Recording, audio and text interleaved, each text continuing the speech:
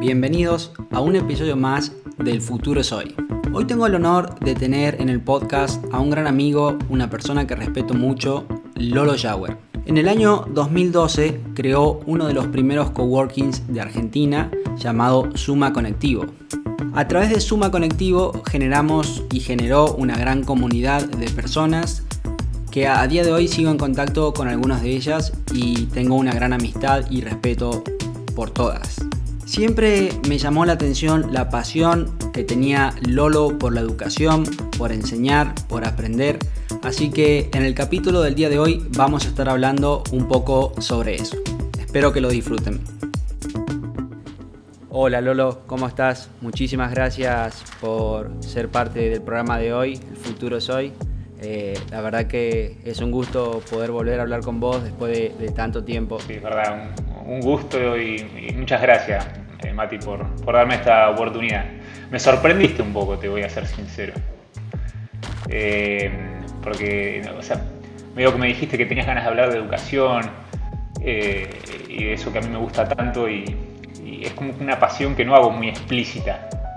No muchos saben que me apasiona este tema, porque en los últimos años lo he hecho medio de manera indirecta, o sea, no tan manifiesta, ¿no? Entonces, has sabido leer entre líneas y estoy muy agradecido por la oportunidad que me das de contar todo esto. Claro, qué bueno.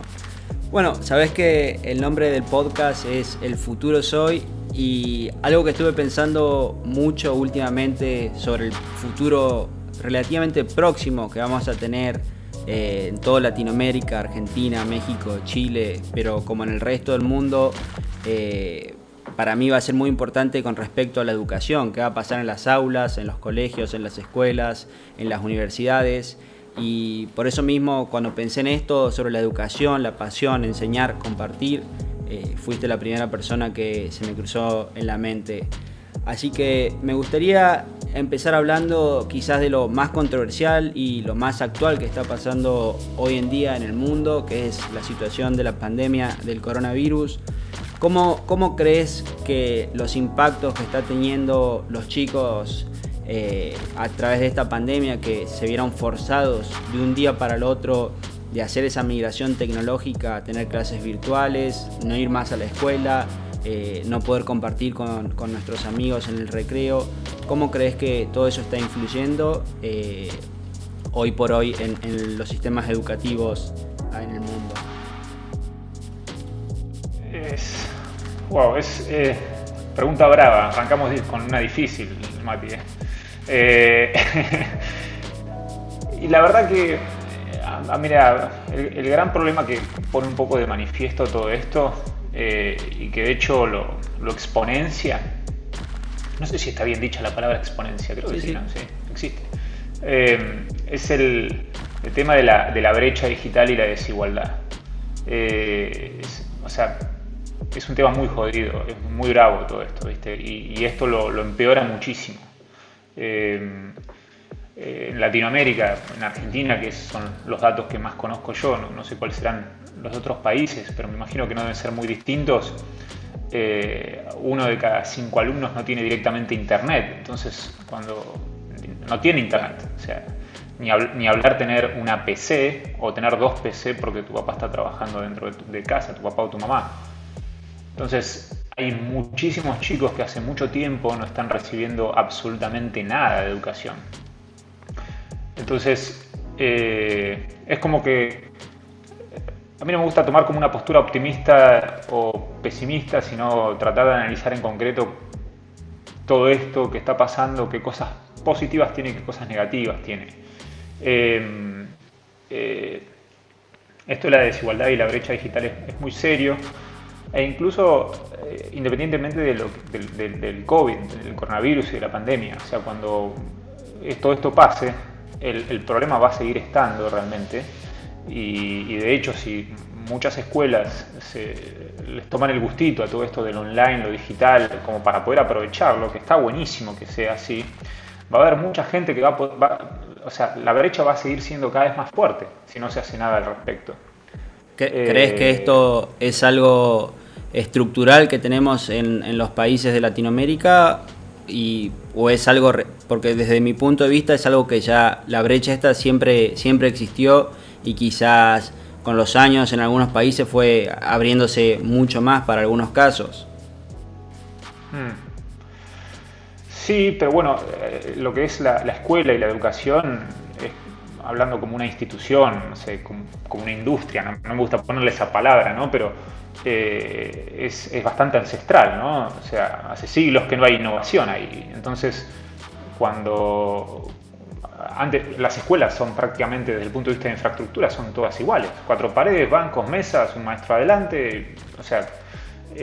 obviamente hay colegios que están más equipados o que presentan una mayor oferta de aparatos y de cosas para hacer durante la clase, ¿no? Pero en su esencia la escuela no ha innovado en los últimos 200 años. Entonces, y ahora, producto del coronavirus, de la pandemia, se están generando una capacitación docente acelerada, forzada, tremendamente valiosa, ¿no? O sea, en 100 días o sea, si no hubiese existido esto, capaz que ni en 50 años hubiese avanzado tanto como está avanzando en los últimos 100 días. Y entonces, esto tiene su costado positivo, porque bueno, estamos yendo para adelante, estamos viendo lo positivo que tiene usar tecnología. Pero por otro lado hay que tener en cuenta que hay que darle tecnología, hay que agregar todas estas cosas a un montón de gente que vive en barrios vulnerables, porque si no esa gente cada vez se queda más afuera y en serio.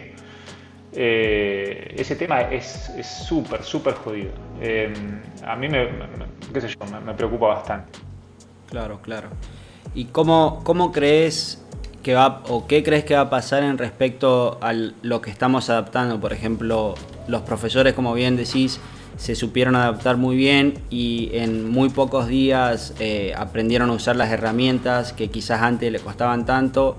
¿Qué crees que puede llegar a quedar de eso post pandemia? Cuando supongamos en un futuro no muy lejano haya una vacuna o haya una cura, entonces ya todo vuelve a ser, entre comillas, lo que era. ¿Qué crees que va a quedar de todo eso y qué va a volver a ser como era antes? Mira, hay que tener en cuenta también, hay muchos docentes que la están pasando realmente mal, y ni hablar a nivel directivo de esas instituciones, ¿no? Fíjate, en colegios privados, por ejemplo, los niveles de incobrabilidad que hay son gigantescos, de cuotas y ese tipo de cosas, ¿no? Los docentes, y más que nada los de secundaria, ¿no? Que tienen como muchos grupos de alumnos, pues la profesora de qué sé yo, no sé, física, que da en 10 colegios, 6 colegios. O sea, tiene como 6 grupos, a diferencia de una maestra de primer grado, ¿no? Que es como una dedicación más exclusiva. Pero esas maestras, o sea, durante estos 100 días, un poco más de 100 días que vamos, han sabido de alguna manera, bien o mal, obviamente haciendo lo que se puede, se han metido en este mundo digital de la nada, estando ellos también en cuarentena, o sea, con las mismas limitaciones que nosotros. O sea, tienen sus hijos rebotándole en la cabeza todo el día y así todos están preparando clases, están transformando una clase que tenían programada, planificada para hacerlo en una aula física, la están llevando al plano digital. ¿A qué voy con todo esto? Hay muchas cosas para mejorar, pero yo creo que las pretensiones en este momento tienen que ser súper bajas, ¿viste? Se está haciendo realmente lo que se puede en una situación que nadie esperaba.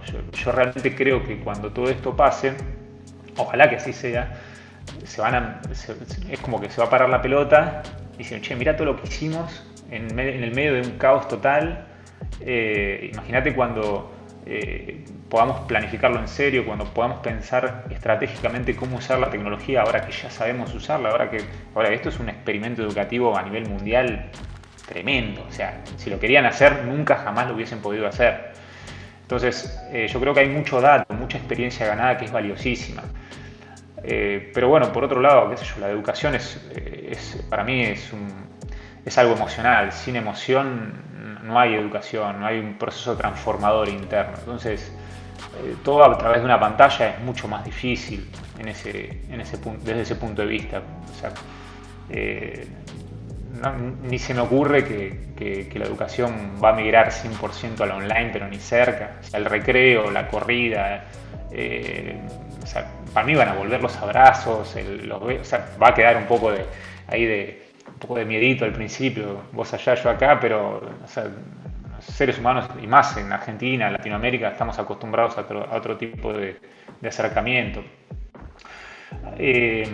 O sea, yo creo que ahora se está haciendo lo que se puede y está bien que así sea, pero va a haber mucha información, mucho dato, mucho aprendizaje que va a seguir siendo utilizado. Y ese es el gran problema justamente con esto que te decía de la brecha digital y de la desigualdad, ¿no? Que nosotros vamos a seguir aprovechando un montón de cosas que hay otros que ni siquiera la vieron. O sea, que están es bravo. O sea, vos fijate que para poder llegar a esos sectores vulnerables, los estados han empezado a usar tecnología vieja.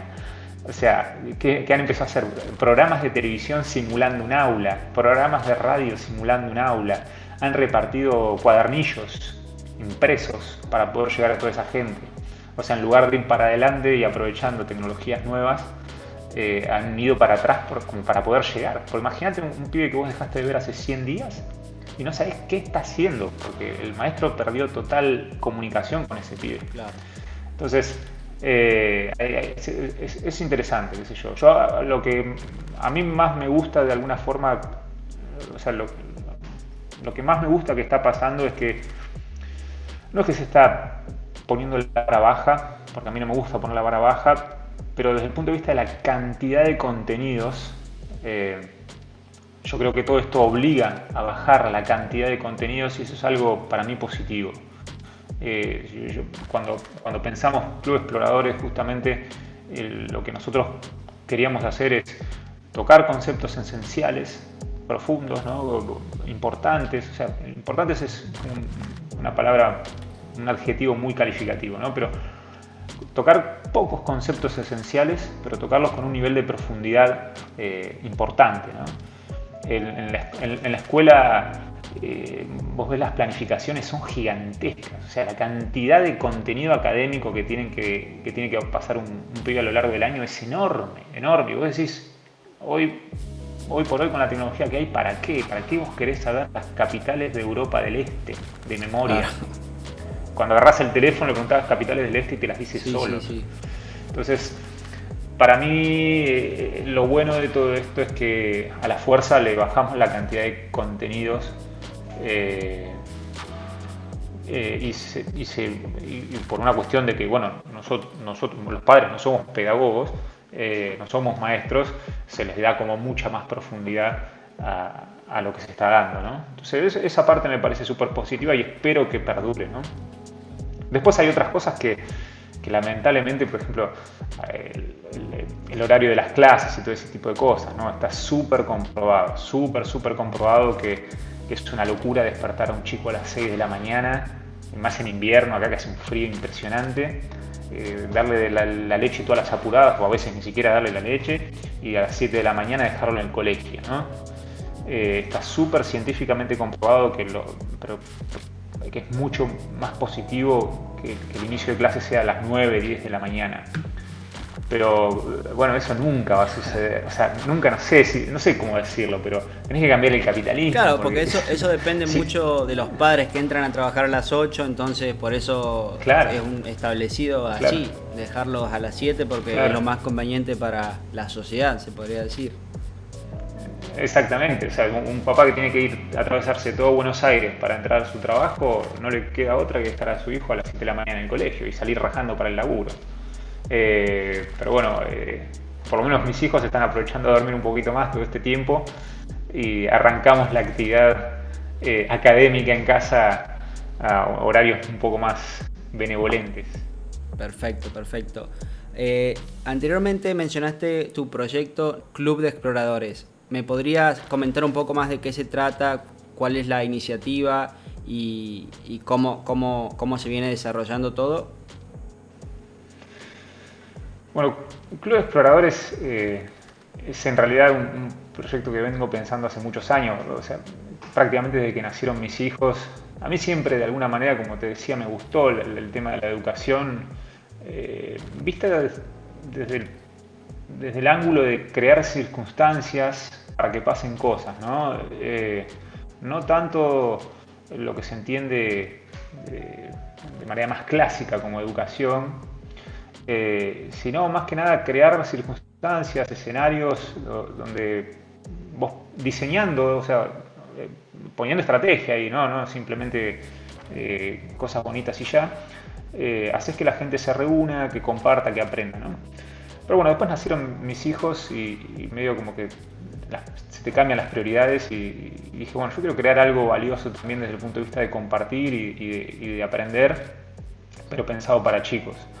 Y siempre pensándolo como complemento de la escuela, ¿no? Porque hay muchas ideas hippies, ¿viste? De realmente tirar toda la educación por la borda, ¿viste? La escuela no sirve para nada y yo no pienso de esa manera, pero ni cerca. O sea, para mí la escuela es recontra importante. Puede ser que esté un poco atrasada, todos están de acuerdo en un montón de cosas, pero de ahí a que no sirva o criticarla como se la critica me parece algo muy malo, ¿no? Pero entonces siempre pensé como de armar una suerte de club, porque es voluntario, ¿no? O sea, post escuela, complementario a la escuela, donde los chicos, esto que te decía, puedan seguir aprendiendo, pero con otra metodología que capaz que la educación formal no puede, porque con esto de las currículas y de la cantidad de contenidos que tienen que dar no hacen a tiempo, o porque necesitan armar equipos multidisciplinarios que lleven adelante una determinada temática y es muy difícil hacerlos trabajar juntos, en fin.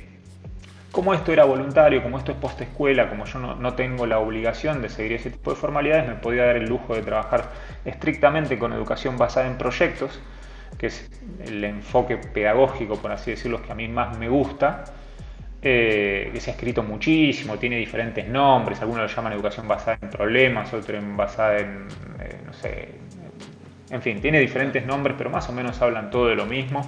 Después ellos se pelean por los nombres, esas cosas, pero a mí no le encuentro sentido entrar en esa discusión. Y bueno, la realidad es que después de mucho tiempo de armar equipo, porque tenía que armar equipo con docentes, comprar materiales, planificar de cero, nosotros íbamos a ir hablo en pasado porque no pudo arrancar. O sea, yo estaba en la disyuntiva de abrir un espacio propio, como cualquier instituto de inglés o un club donde llevas a tu hijo a aprender a jugar al fútbol. Tenía ganas de abrir un espacio propio, pero bueno, fui cauteloso y preferí ir por el lado de cerrar convenios con colegios. De hecho, habíamos cerrado el convenio con 2 colegios de acá de Mar del. Entonces, de alguna manera utilizaba la infraestructura y la comunidad de ellos para poder desarrollar el club de exploradores ahí adentro.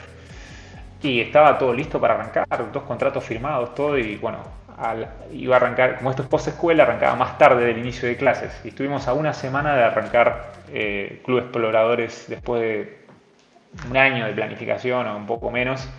Y bueno, por eso hablo en tiempo pasado, pero la idea era esa. Y me acuerdo, el primer proyecto, ahora dentro de poco tiempo, la NASA va a sacar una expedición a Marte.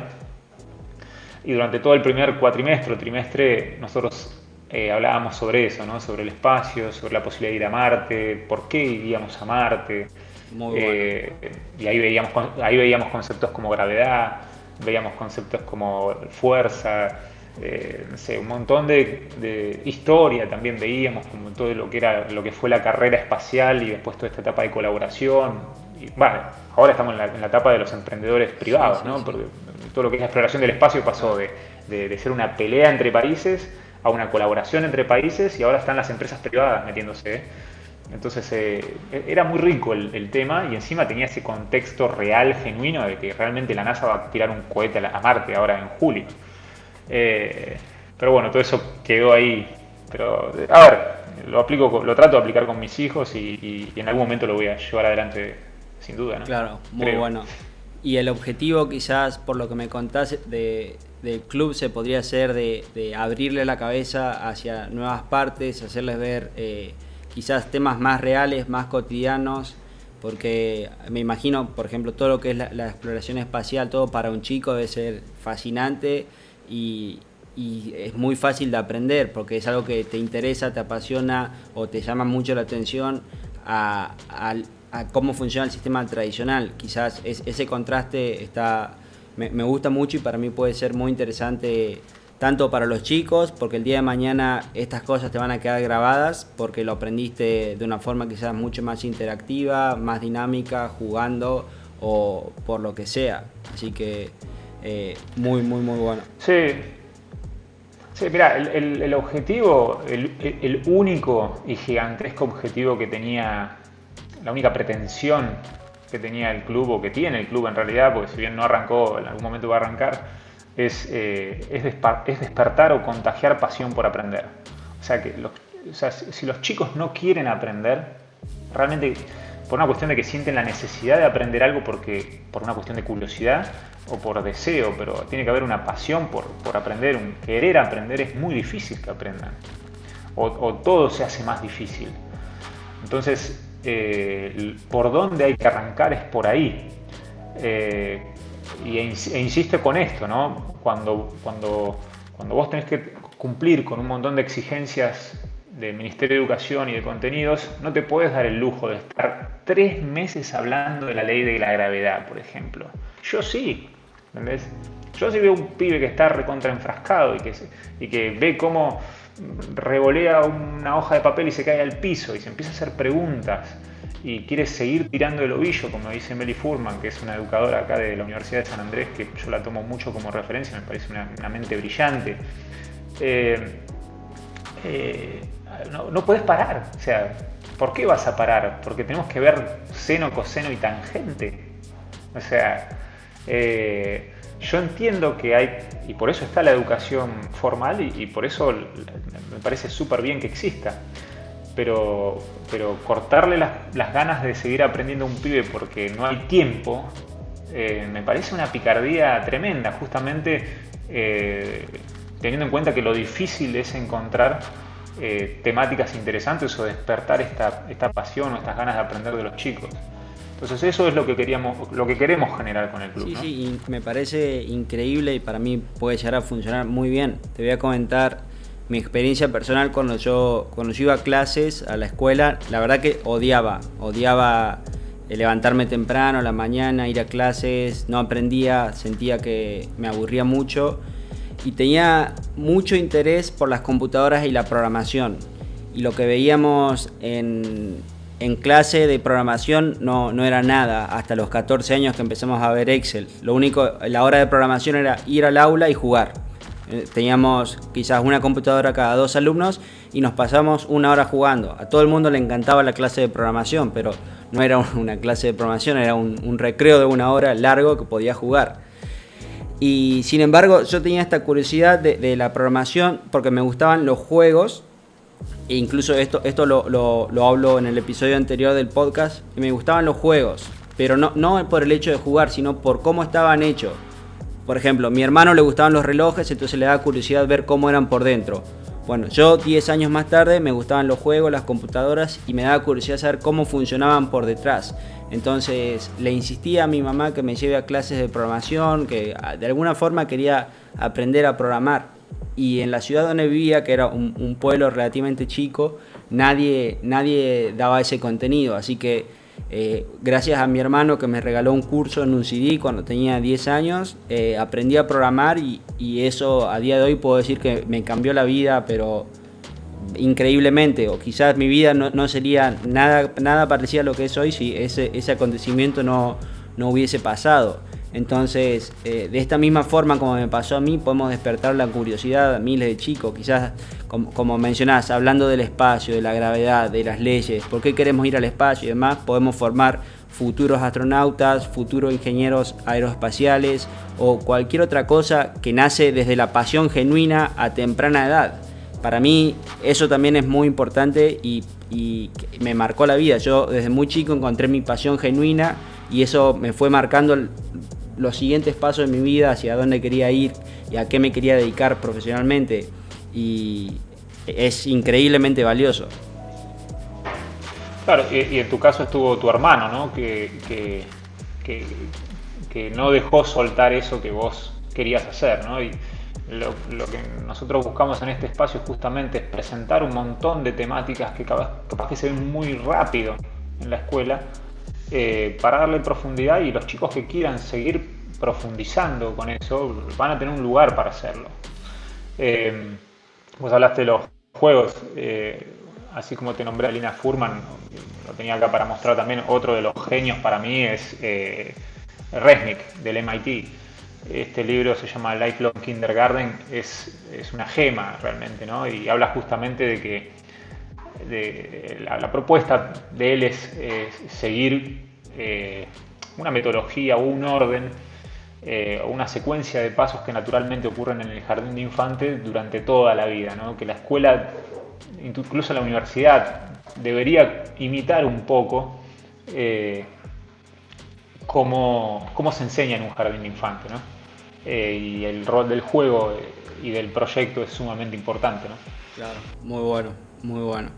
Y ahora, haciendo un cambio de tema, me gustaría preguntarte cuál es la comparación o contraste que sentís, por ejemplo, si nos comparamos ahora mismo, te comparás vos con tus hijos y tu abuelo. Son prácticamente 5 generaciones, tu abuelo, tu padre, vos, tus hijos, 4 generaciones, perdón, que se llevan bastantes años de distancia desde tu abuelo hasta tus hijos. ¿Cómo sentís que el sistema educativo fue cambiando o no? ¿Y qué sentís que puede llegar a ser distinto para tus hijos tomar las clases? Esto quizás nos pongamos en contexto el año pasado o sin coronavirus, y que se pueda comparar con lo que tu abuelo recibió de educación. ¿Es lo mismo? ¿Es distinto? No, a ver, yo creo que y ahí voy con el tema de esto a veces se la critica mucho a la escuela sin sentido, ¿no? Y ha mejorado un montón de factores. O sea, si yo me pongo a pensar cómo era la educación en la época de mis abuelos, mi abuelo hoy tendría 100 años, ponele. O sea, más o menos redondeando, vivió la escuela secundaria, sacando un poco de cuentas rápidas, en la Segunda Guerra Mundial, ¿no? Parecen 1000 años eso. Y fueron apenas, fueron apenas 70 y pico, 75 años, no sé, una cosa así. Y realmente, a ver, con extrema sinceridad, no tengo mucha idea de cómo era la educación en los tiempos de mi abuelo. Pero sí te puedo decir que a mi abuelo, por ejemplo, por ser zurdo, por escribir con la izquierda, tenía que poner los dedos así y le pegaban con una regla. Entonces, partiendo de esa base, la educación cambió radicalmente. Claro. Ahora es impensado hacer eso, es un criminal. A mí entonces, ni siquiera mi abuelo, mi papá me comentaba cuando él iba a la escuela que a veces cuando se portaba mal lo hacían arrodillarse en granos de maíz pisingallo, por ejemplo. O el profesor fumando en medio de la clase, dándote la clase. Sí, entonces eso es desde el punto de vista estrictamente académico, no sé realmente cuál era el contenido que se veía en aquella época, pero bueno, sí estas reglas de convivencia dentro del aula que obviamente cambiaron y para mucho mejor, ¿no? Después sí puedo hacer un paralelismo un poco más interesante cuando veo lo de mis hijos y lo mío. O sea, yo egresé en el 99, ¿no? Tengo 38 años. En el año 1999, ya hablar que no estuve en el colegio en el 2000 es una locura, ¿no? Del 2000 para adelante, yo me deschaba las canas. Pero en el 99 todavía no existía Google, para que tengas una idea. O recién salía del Dash Google, claro, ¿no? Nosotros usábamos, me acuerdo, yo creo que los últimos 2 años nomás había internet en la ciudad donde vivo, en Mar del Plata. Creo que en el año 98 y 99 había internet y abrieron los primeros cibercafés, ¿viste? Y yo recuerdo que durante era carísimo, o sea, 30 minutos de internet en un cibercafé, pero recontralento, ¿no? Era carísimo. Y entonces durante toda la semana vos juntabas unos pesos para poder ir al cibercafé y te anotabas en una listita, en un papel, las direcciones web, las URL que querías navegar. Porque esos 30 minutos le tenías que sacar un jugo impresionante. Me acuerdo que imprimías, porque no solo gastabas los 30 minutos de tiempo que te cobraba el cibercafé, sino que también te lo llevabas a casa. Las impresiones, te lo llevabas a tu casa. A ver, me acuerdo, nosotros usábamos, no sé si lo dije, pero Altavista, Yahoo eran los motores de búsqueda en aquella época. Y comprábamos revistas. O sea, nosotros comprábamos revistas de las cosas que pasaban en internet. Era una locura. O sea, yo la verdad no puedo creer esas cosas que se hacían. O sea, había contenido que se sacaba de internet para pasarlo a una editorial que se imprimía, se distribuía y se vendían en los kioscos. O sea, existían guías de páginas amarillas de páginas web. Yo me acuerdo en el 2005 tenía varios ejemplares de la revista PC World. Y me acuerdo a día de hoy que había una sección de la revista que la sacaban todos los meses y era que vos le envíes una palabra o serie de palabras que puedas buscar en Google que solamente arrojen un resultado. Y si vos le podías enviar una palabra que no la tengan ellos, te pagaban, creo que eran 30, 100 euros, algo así. Y cada mes sacaban una sección de las palabras que solamente arrojaban un resultado en Google. Claro. O sea, yo cuarto y quinto año, mis últimos 2 años de secundario, yo tenía esta incipiente herramienta poderosa que era Internet. En esa época donde yo estudiaba, en el primario y el secundario, era difícil obtener un dato.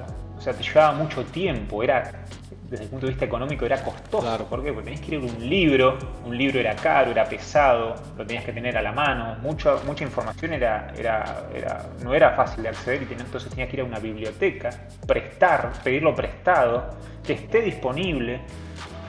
Después el proceso de búsqueda ni hablar, tenías que buscar un dato, los exámenes consistían en buscar frases claves en un libro grande y entonces uno tenía que navegar por el libro para encontrar la frase que te estaban preguntando.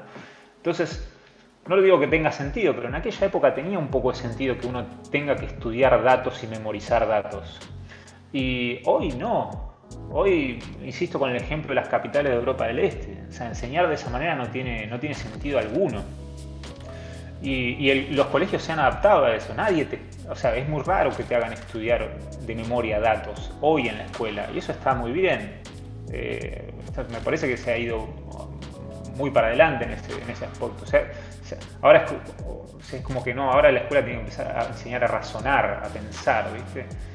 Y yo creo que estamos llegando a un punto, y por eso mi deseo y mi necesidad de querer armar este espacio Club Exploradores, que era, bueno, pasamos por la necesidad de tener que aprender datos, pasamos a la necesidad de tener que aprender a razonar, y ahora estamos pasando por una etapa donde realmente lo que tenemos que despertar es esto de la pasión por aprender, ¿viste? Porque los chicos no quieren ir a la escuela, no los motiva. Y cuanto más grande, cuanto más adolescentes es peor. Porque no lo encuentran útil, no lo encuentran necesario, y eso es un problemón. Y incluso le está pasando a muchos docentes.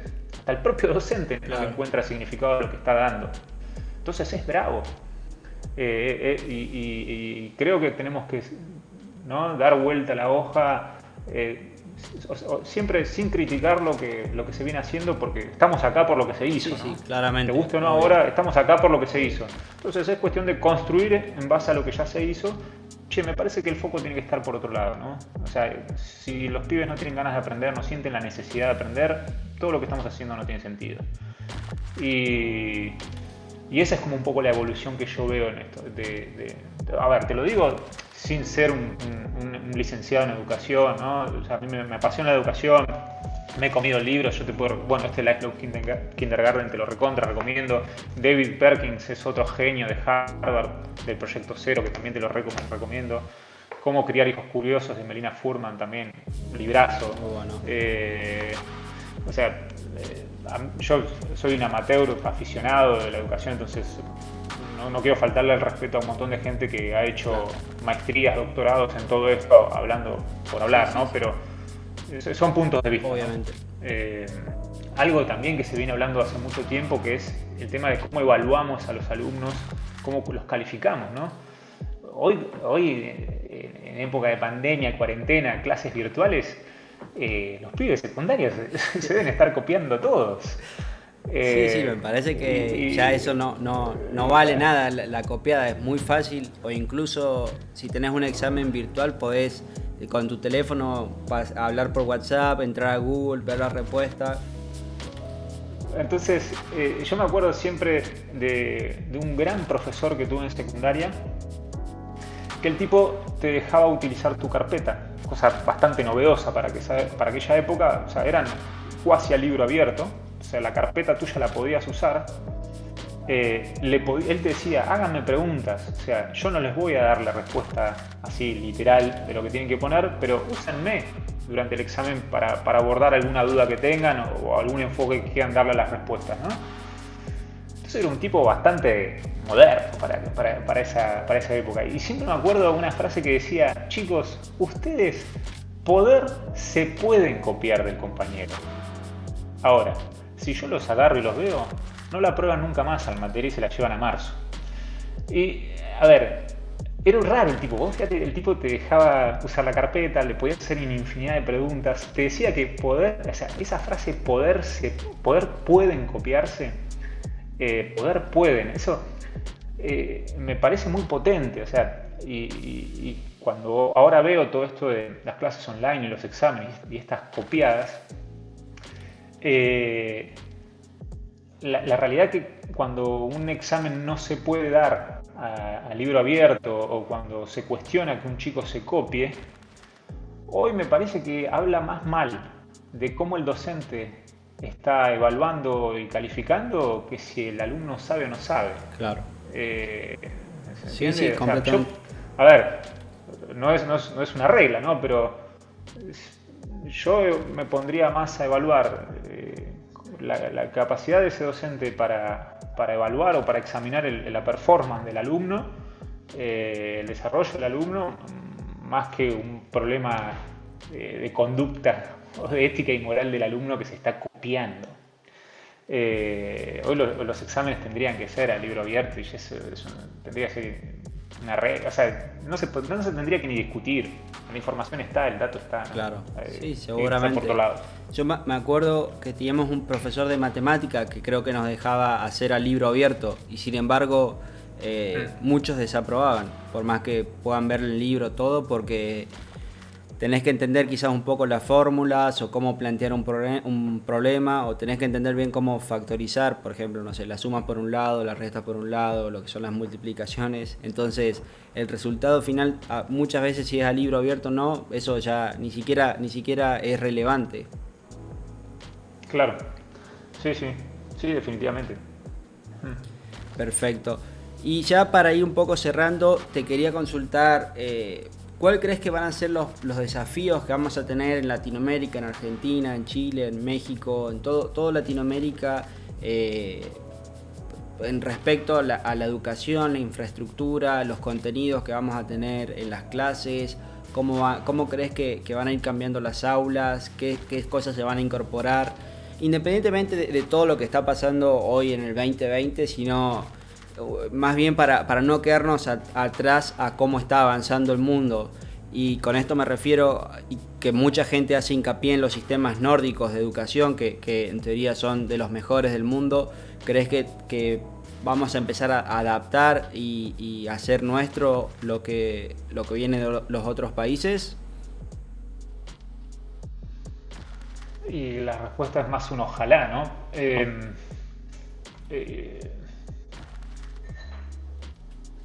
No sabría bien qué responderte.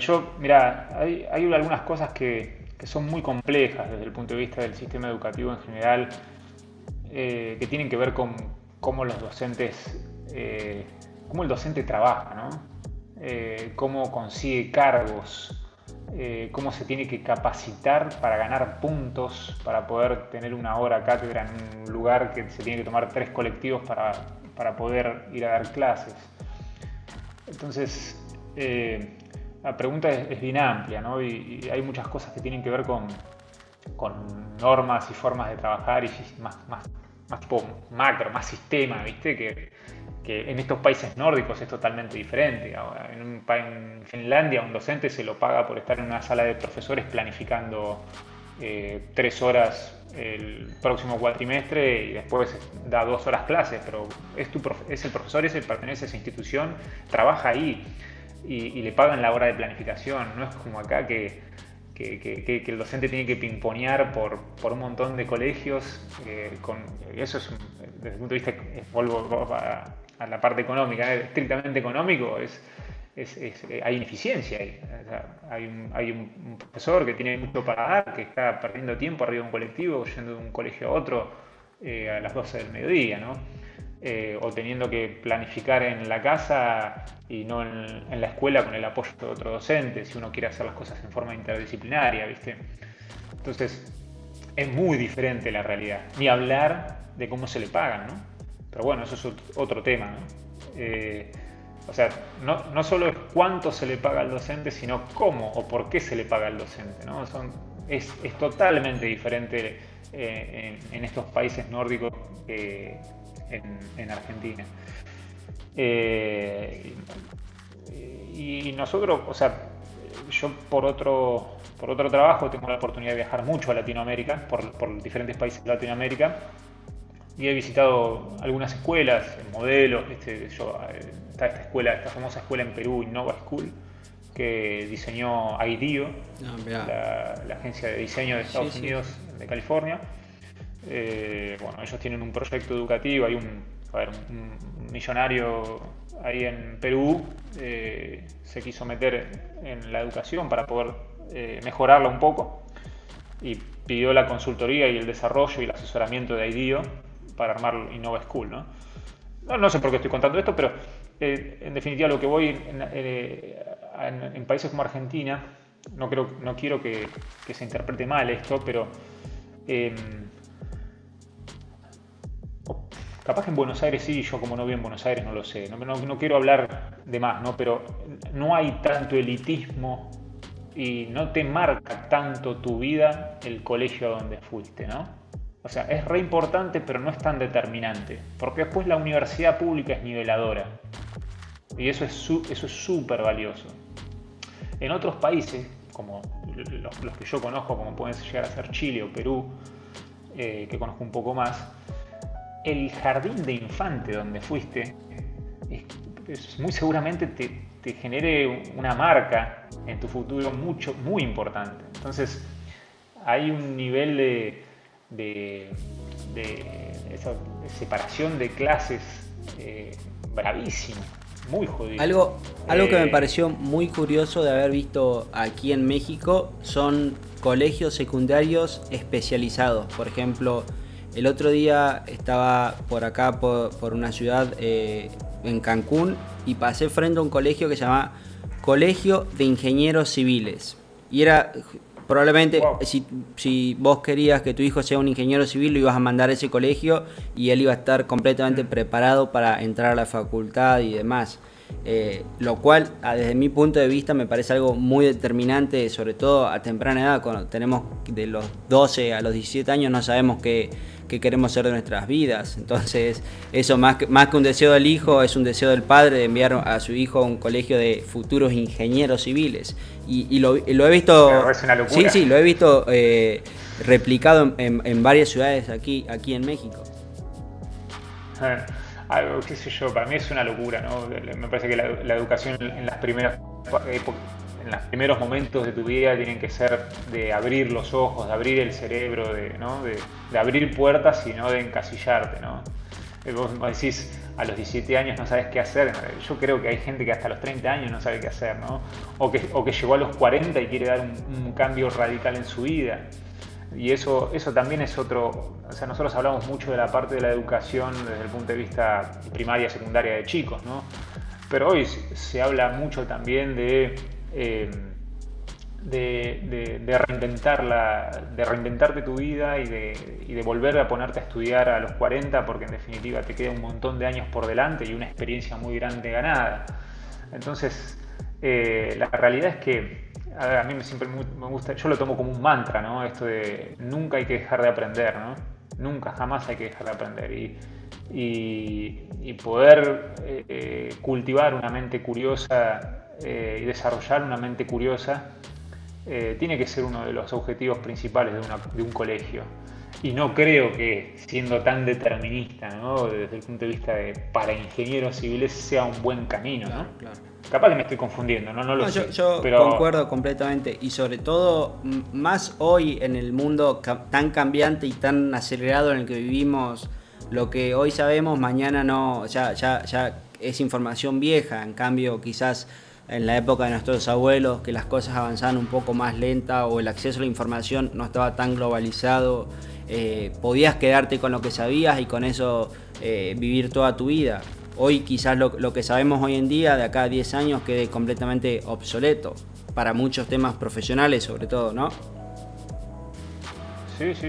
No, y además, hasta desde una perspectiva biológica, vivimos más años con mayor salud, entonces, y tenemos más ganas de hacer cosas durante la mayor parte de nuestra vida. O sea, no es que estamos esperando los 60 para sentarnos en nuestra mecedora, Claro. a ver cómo pasan los autos en la vereda, ¿no? Hoy un tipo de 60 años, muchos tipos de 60 años tienen un nivel de actividad y de lucidez mental increíble. Sí. Y ganas de seguir haciendo, ¿no? Por sobre todas las Claro. cosas.